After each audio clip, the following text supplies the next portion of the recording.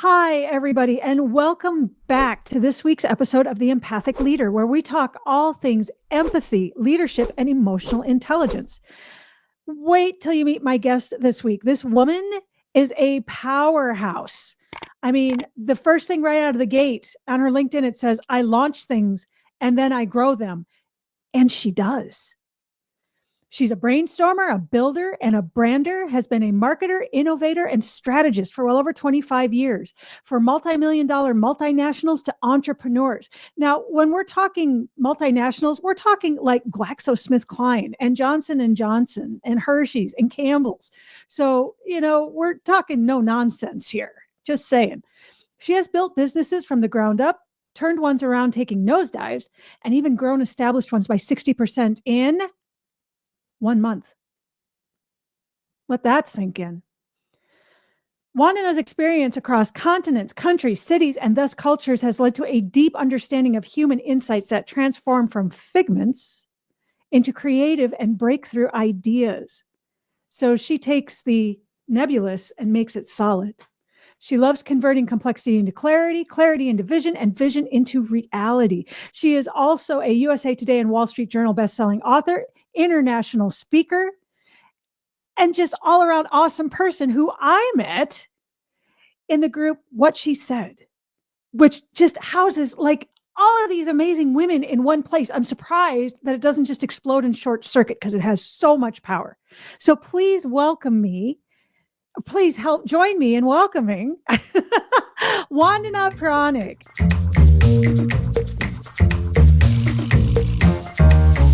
So good to be here. I'm so delighted and so honored, as I've said to you before.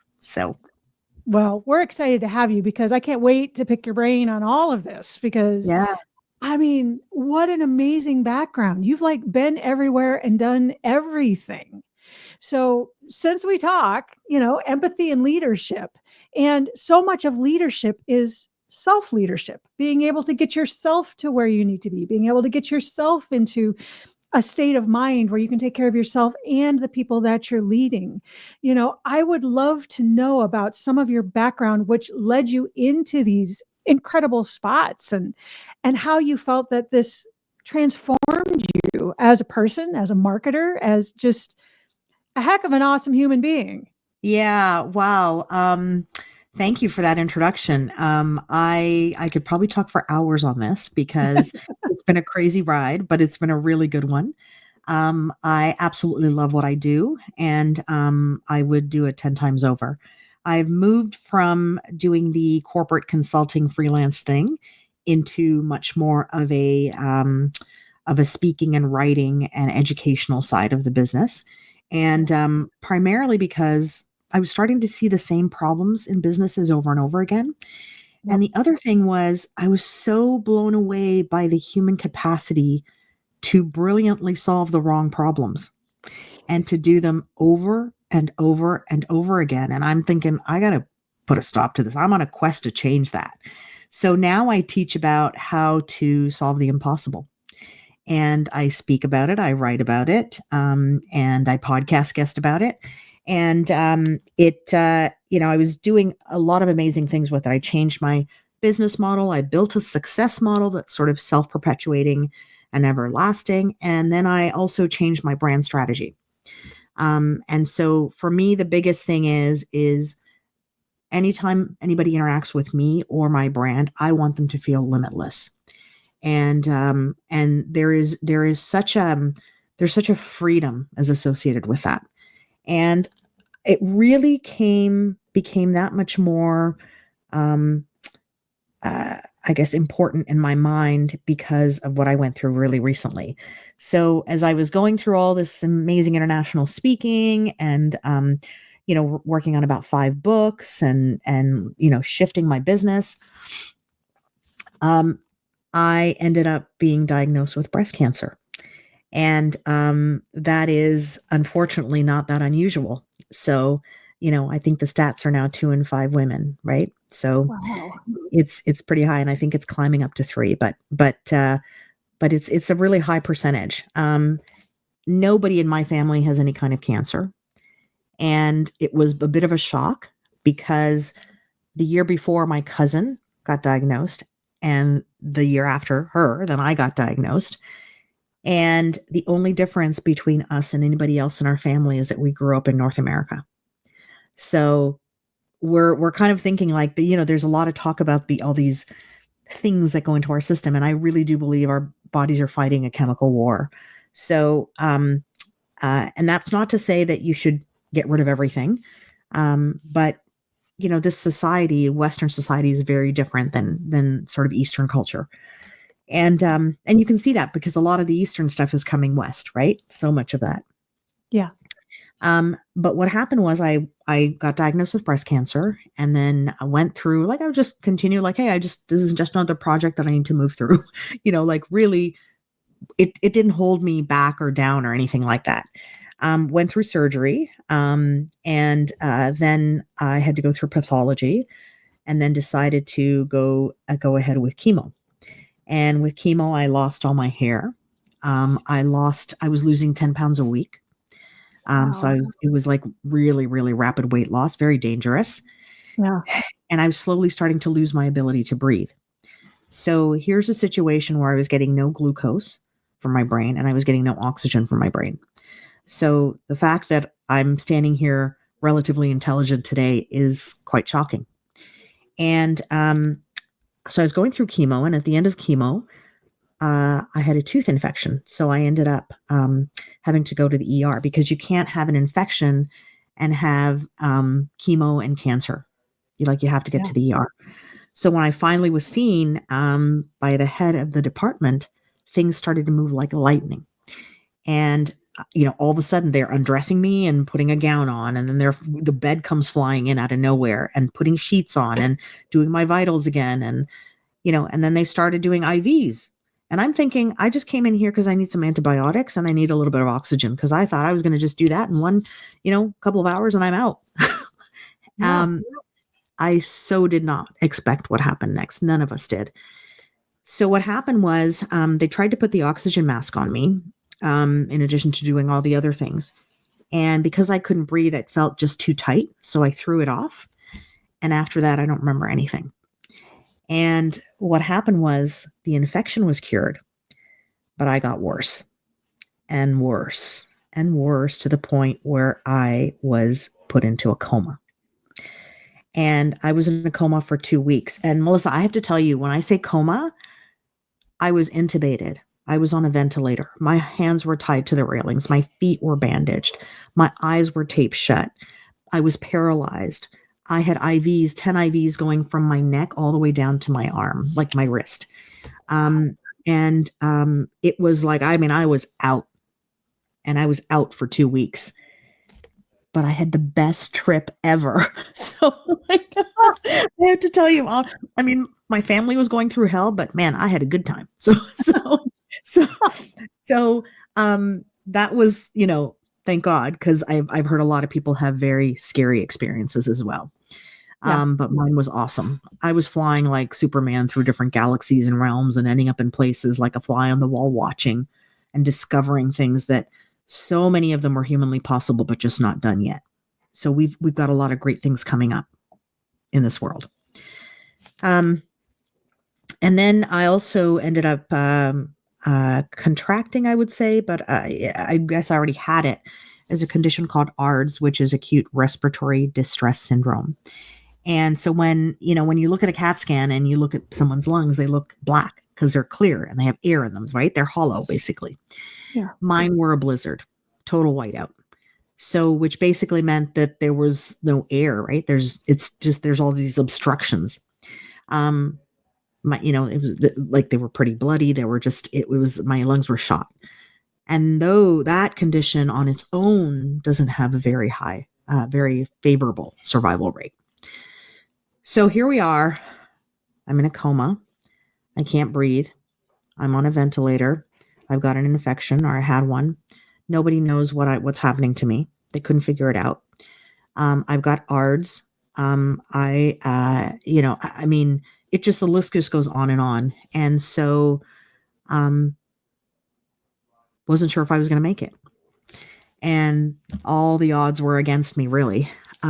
But my husband had an amazing role to play. And he worked, so closely with the ICU team. Actually, he's a guy in finance, and 2 weeks into this whole experience, people are thinking he's the doctor, that's handling my case. So, Wow. it was all about learning how to ask the right questions, right? And he's very, very good at that. So, 2 weeks later, I came out, and I was at the stage where I could not sit up from lying down to sitting up, even with the help of the, the backing of the mattress going up, without having to catch my breath. Couldn't do it. So I would just have to get up and sit for a few minutes. And then slowly I got better. And I was in the hospital for 2 months, with rehab included. And 3 days after I got out of the hospital, I did my TEDx talk. And it was like, I was so determined. I was like, you know what? This is my chance to do it. And it was interesting because when I applied for it, I had never applied for a TEDx before. And I only applied because it was 20 minutes from my house. And I applied the day after the submissions were closed. And so because of all of that, and I got it right away, I thought like, man, I'm not going to let this one slide. And interestingly enough, they actually had moved it to a couple of weeks later than they had originally planned. So it worked really well in terms of me coming out of the hospital. Anyway, so did that. But there were a lot of things that came to the forefront, to me, things like thinking big. I thought I was a big thinker. Man, I had no idea what thinking big was, as an example. I thought, putting myself first, have never been like that. I'm a giver to a fault. Even if it's detrimental for me, I will continue to give, And so I had to learn to put myself first. And I also, when you go through an experience like that, you realize like all we have is now. So that was a big deal. Yeah. But amazing things have been happening since then. Amazing things. I'm working on now 10 books. I've done a lot of podcast guesting, and through one of those guesting episodes, I got asked to speak in Iceland. So I'm about to do that. It's, I've been on the Times Square billboard. I've been on the NASDAQ billboard. One of my books got invited to the Oscars gifting lounge. I'm going to be in a documentary. I'm going to be on magazine covers. Like it's just out of nowhere, it feels like. But the big thing is this change, this shift in my mind that, or even in my being really, that made me open to receiving. And I don't know if I was like that before. So I feel energies. Even before I was diagnosed with breast cancer, I felt a darkness coming at me. So for about 6 months, and it was almost a relief to know that I was diagnosed with breast cancer because, that's what it is. Okay. Now we can move on. That kind of thing. Yeah. But it's been a lot. And then of course, the amazing story about what she said. And I'm happy to talk about that a little bit if you want, but I wasn't sure if I should stop there. So, well, absolutely. No, we're definitely going to get to what she said, because I do want to discuss that, since it's become a major part of my life as well, to be surrounded with such powerhouse, intelligent, amazing women. The whole idea that you are a conglomeration of the 5 people you spend the most time with. Well, these are the kind of people I want to be spending time with, because that's the kind of person I want to be. Yeah. So, we're going to talk about that too. Yeah. Before we get there, though, because there's one comment you made that I really want to follow up on a little bit, because you had said you weren't sure you were that person before. Thinking about self-leadership and how you brought yourself forward and everything that came through this. Do you feel that who you are now and where you have gone since this happened, I mean, Iceland and 10 books and all of this stuff, is something that's completely brand new? Or do you feel it's something that it took that catalyst to be able to make that change so that you led yourself differently? I definitely had parts of that within me. I know that for sure. Mm-hmm. But when you go through such a striking experience, you start to figure out what's really important and what you really want to do and what means so much. And for me, it's all about helping people live limitless. Yes. So when anybody comes into contact with me or my brand, that's what I want them to feel.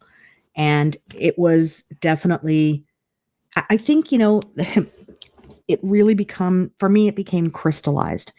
And I'm just going to share something with you because I think this is a really interesting point, Mhm. is that there's really only two kinds of intelligence. And people think it's EQ and IQ and, all that. It's not. It's actually the intelligence that you're born with, and then the intelligence that becomes crystallized as you get older. So what happens is that, up until the age of 21, you are innately intelligent at certain things, just innate abilities. And after about the age of 21, your mind uses all of your experiences to crystallize the intelligence and to build on that intelligence even more. Yeah. So everybody should feel really good about the opportunity to crystallize, and that's kind of what happened to me. I had certain innate abilities, but this crystallization, I think, was a real huge, huge, huge turning point for me. It's funny. When I was being interviewed for the Wall Street Journal and USA Today bestseller, I was asked, so what was that turning point in your life that, changed everything, that made you the huge success that you are today? And I was thinking, man, I got nothing. And then I realized the reality is that we are made up of all the little, nooks and crannies and little pieces and particles that we've experienced, right? So once again, this whole notion of crystallization. So I think, I want people to understand how important that is and how much you can change things if you allow yourself to do so. And the other thing with the whole success thing is that I would hate to think that I have arrived, because to me that is depressing. I think that it comes in layers. Success comes in layers. It's all cyclical. And as you go through these certain cycles that, of the success model that I built, you become wiser. That's what leads to wisdom. And you work with your brain in order to be able to do that. So I feel like this thing was a turning point, but it wasn't a turning point to, just create something out of nothing, create something out of, that I didn't already have within me. Yeah. That's how I feel, really. I mean, I don't know how to express it any other way, really. Yeah. No, that's perfect. If that's how you view it, then that's the perfect way to express it. Yeah. So, Wow. So, and this wasn't that long ago, right? no, it was just last year. Yeah. Yeah. Just last Which year. Yeah. I think we should make note of that as well, that this has all Yeah. happened very fast and very recently. Very Which, recently. Yeah. speaking of recent, you're going to Iceland when? In April, Yeah. next month. So, Like in 2 weeks.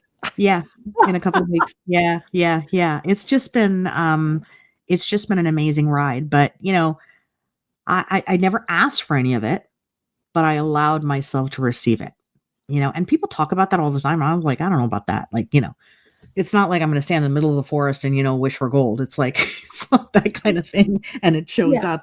It's a lot more than, that. It's really a mental shift, I think, that needs to happen. Yeah. Although respectfully, I don't want to go through what you went through to make that shift. Yeah, no, So I wouldn't recommend it for sure. I would not recommend. But you know what? Here's the thing, Melissa. I can totally understand how people can become addicted to drugs. Like, I was on ketamine, and wow. Yeah. and like, it's a street drug, and I can understand why people would want to keep doing this, because it's a pretty fantastic experience. And nothing else other than what you are seeing and feeling at that moment is your reality. There's nothing else that matters. So it's, you want to talk about being focused? Yeah. Let's do that for sure. And expansive. Holy smokes. Yeah. There's also these, like, I didn't know this, but there's like these psychedelic not rehab centers, but psychedelic experiential centers that have come up now. And I met somebody who's a counselor, who's an advisor for people going into it and coming out of it, and almost like a therapist. And I like it kind of makes sense to me, why people would want to go there. So I don't know, maybe we need something like that to really just experience once so you get to expand your mind a lot, I'm not I don't advocating for discount drugs. So go ahead. I said I'm not advocating for drugs. I just want to be clear. But it's like this I wish everybody could experience this, just letting go and Yeah. seeing where your mind takes you, because it can be so monumental in your life. I do believe that there just is a lot more than what we can comprehend, either with our mind or our senses. And I don't know, I don't understand, but I know there's more there. So I think for me, while I do understand what you're saying in terms of the words that you're saying, but for me, I definitely feel energies. Like when when you and I meet, I feel an energy. And the other thing that makes me do is it makes me live deliberately. So I'm here because I'm being about wanting to be here. And there is something really refreshing about that, because how many times do we say, yeah, okay, sure, I'll do it, that kind of thing, without necessarily wanting to be associated with that individual or that situation. And I have like the energy that surrounds each person and the faith that you have in that force, I think can take you a long way. well, and speaking of energy and connection and big, powerful forces, let's talk about what she said. I'm so happy you said that. You make me feel good. Good. So That's my the goal. I've always wanted to do something for women, and part of it is, I mean, of course you have all the stats, and you hear things like, or things like, and this is something I believe, I don't know if anybody else has said it, but I'm sure they have, is, women are the most underutilized resource that the world has. And think about how different of a place we'd be in if we had leveraged all the strengths that women have, instead of, being more of a male dominated society from the beginning. The other thing is, we also know when women rise, society rises. And so that had always been in the back of my mind. And then after I came out of my coma, there were certain experiences that came surging to the forefront, from my subconscious. And one of them was a story that happened with my two kids, the two older kids. He was 6, she was 7. He was having behavioral issues. So, we were finding it very difficult as to how do you deal with something like this and what's going on and what's the best situation, Yeah. So we went and spoke to his teacher, and his teacher said, well, yeah, of course he's having issues, because if, he's testing at a high school level for math and a university level for reading comprehension. And we were kind of like, what? And the reason we said what is not because we didn't believe in him, but because our daughter was exactly the same. So we had no comparison that, there could be such a vast difference between him or her and, the other kids. Everybody played together. They were all, it's like kids don't, they don't look for differences, right? Yeah. Like we do as adults. And so, that was kind of, that kind of floored us. So we decided to get them tested. And the psychologist comes back and says to us, I can count on one hand kids as bright as yours. And we were like, wow, okay. What do you do with that? That's really scary, actually, Yeah. And he said, well, what are you going to do for your son? And I said, this is great, because we have paperwork that now shows his abilities, and we can put him through the school board, fast track him through the school board to get him into a program that's appropriate for him. What are you going to do for your daughter? It's like, you know what? She creates happiness. She figures things out as she goes. She's got tons of friends. She's doing really well in school. She's got everything working for her. So why try to fix something that ain't broke? And he turns around and he says to us, That's exactly why you need to push for her, because this is what happens to women and girls all the time. And so when he said that, it was like jarring, right? Yeah. Because it's so counterintuitive to where you think what you think you should be doing. Because if things are going well, and then he's the squeaky wheel kind of thing, right? Yeah. So that story came to the forefront, and I was like, I just like hit myself on the head, like, what the, like, I could have had a V8. Like, what was I thinking? Like, how could I not have seen this and put more importance on this? The truth is, we push for both of them, and we push for all of our kids, and not that we have like a whole troop of them, but we have 3. So, Yeah. but you always want to do what's best for each kid, right? Yeah. So we did that, but it was one of those moments that I thought to myself, like, I got to do this now, combined with everything else that I just talked about. Got to think big, got to do it now, put yourself first, all that kind of stuff. And so I said, okay, what am I going to do? So I interviewed about 200 women globally, and did some brainstorming sessions, and there came to the realization that if I was going to do something for women and wanted to create some sort of a collective, I need to figure out what women really want. What do you really want? So the first thing women wanted was the opportunity. Sorry, it was brutal honesty. So don't give me lip service. Tell me what I need to hear. Tell me what I need to do, and let's get it done. And but they didn't want, they also wanted kindness. Do it because you care about me and you care about my success and how to catapult forward. Yeah. So that was the first thing. The second thing women wanted was visibility, not just in terms of speaking and writing and guesting and all that kind of stuff, which is amazing. But this was more about when she walks into a room, she stands in her own light, stands there with self-respect. She says her piece, and people turn around and say what she said, hence the name of the group. Yeah. And then the third thing that women wanted was this notion of having a really tight sisterhood, very strong community.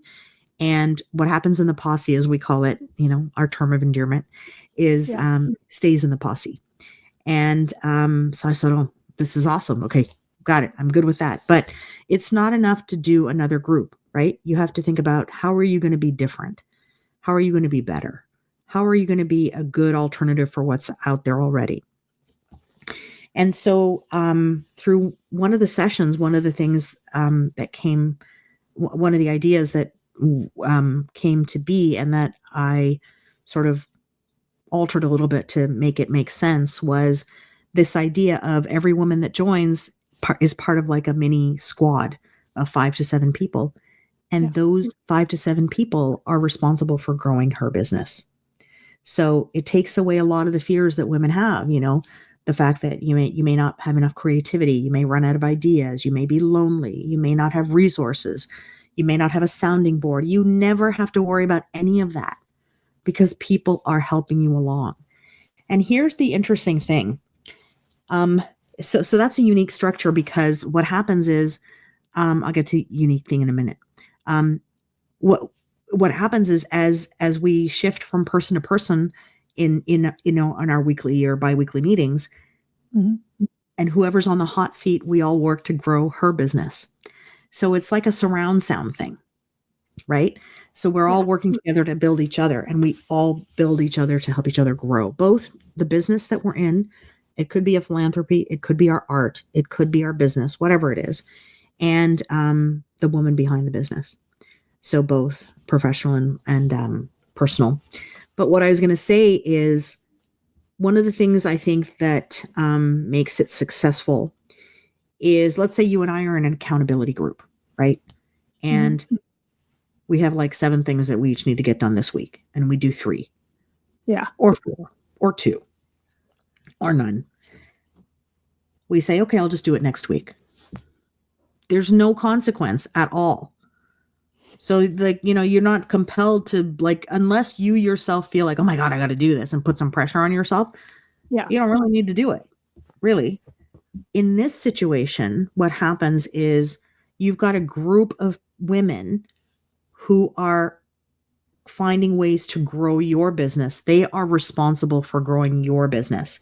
So the accountability is for them to do stuff for you, not for themselves. And guilt is a really beautiful thing when used strategically. So, so it's one of Spoken those like a things. mother. Yeah. Oh, I got great stories for you on that too. But like, my kids don't mess with me. But it's just being smart as to how we structure and orchestrate things, because the other magic in that is that oftentimes when we have our own accountability, we take on more than we can handle, right? We overcommit, and then we're disappointed because we don't get everything done. In this situation, it narrows it right down and makes you focus, because everybody can't do everything for you. They can do one thing, maybe, right? And so you don't overcommit. But we're getting into, we're starting to hum. But we will get stronger and stronger as we have more amazing women join. And I can honestly tell you, Melissa, that the essence of every single human being in that group, it just blows me away. Just such good people, such good people. And I'm just so honored and excited that we're doing this together. So it's really, really awesome. Yeah. And it's exciting to be in at the beginning, because again, this has only been started kind of since the beginning of the year. I mean, you've been working on it longer, but the rest of us haven't come into it until fairly recently. And it's interesting. There's a long thought process that went into, how we're going to make this happen. So it was, it's been really good. Really good. Yeah, it has. Yeah. I've enjoyed it so much. I'm excited to see how it grows, because I know it's just going to be exponential. It's starting out strong, but then it's just going to, so I'm excited to be a part of it. Well, and the cool thing is that you don't have to just stick with your squad, right? You can expand across the whole group. Like, you have access to everyone. Yeah. So I've already got ideas on who should be talking to who, even though they don't know each other, because they would be a fantastic duo to try to accomplish something, So we come up with these ideas by just me seeing other people and who I think should connect. But yeah, all the groups are strategically put together too. So there's reasons for why people are together. So it's good. Yeah. And we'll have links for all of this in the show notes and stuff, because absolutely. But that aside, where else can people find you? You know what, well, first of all, if you apparently if you search my name, I come up in all different kinds of places. Yes, but what I would say is the best place to reach me is LinkedIn. It really is the best place. I mean, I'm on Facebook, I'm on Instagram, I'm probably on everything. But those three places, but LinkedIn is really the best one. What I really love about LinkedIn is that you can't miss a conversation, because when your email gets flooded, like, sometimes you miss things, right? Yeah. Whereas I find with LinkedIn, it keeps saying it's a new message, and it keeps telling you, that keeps updating you. So I'm pretty good with that. It's easiest for me. Yeah. I have a friend that calls LinkedIn social media for adults, and I'm like, I'll take that. I'm mostly on LinkedIn too, so I'm with you on that. I have to tell you, I love doing posts on LinkedIn too. You've got, I know you've commented on some of them, but the one from today you'll have to check out, because you have all these people on LinkedIn who are just, they're like the humble brags of the LinkedIn universe. And I actually looked at 3 different scenarios where that people talk about in terms of, hey, I'm 30 under 30, but the real reason is because it was a very short pool. and I had somebody, who knew the ins, and, they don't talk about all this stuff, right? Like, can we just be real for a minute? But it doesn't always happen that way. But you got to read that post. It's from today. So go check it out. I absolutely will. And to our listeners, when you do hear this, go back and check out that post. That's right. Or any of them for that matter. Yeah. It's all good. Absolutely. Connect up with Vandana. She would love to connect, and you'd be amazed at the wisdom that comes from her and from what she said. And Vandana doesn't just give wisdom, she collects wisdom. So definitely connect with her, because you'd be amazed at what you're going to learn. This has been amazing. I have enjoyed this so much. Me Thank you too. for being on. I I'm have so one more. glad we did this. Well, me too. And I'm so glad you said yes, because I know you're super busy, but I But who appreciate it. isn't? Everybody's busy, you know? Yes. So one more question for you. Mhm. If you can think of one person, alive or dead, famous or not famous, that has influenced you and how you lead yourself and others, who would it be and why? Einstein's mom. And I say Nice. that because, I mean, there's so many women, so many men, so many beautiful human beings that I would turn to. But the story about her that fascinates me is, um, he was having issues in school, and the teacher called and basically asked his mom to get him out of the school because he was not going to make it. Einstein was not going to make it, Albert. And she came out of the school and she was crying. And, Albert Einstein asked his mom, why are you crying? Is everything okay? Like, what happened with the meeting with the teacher?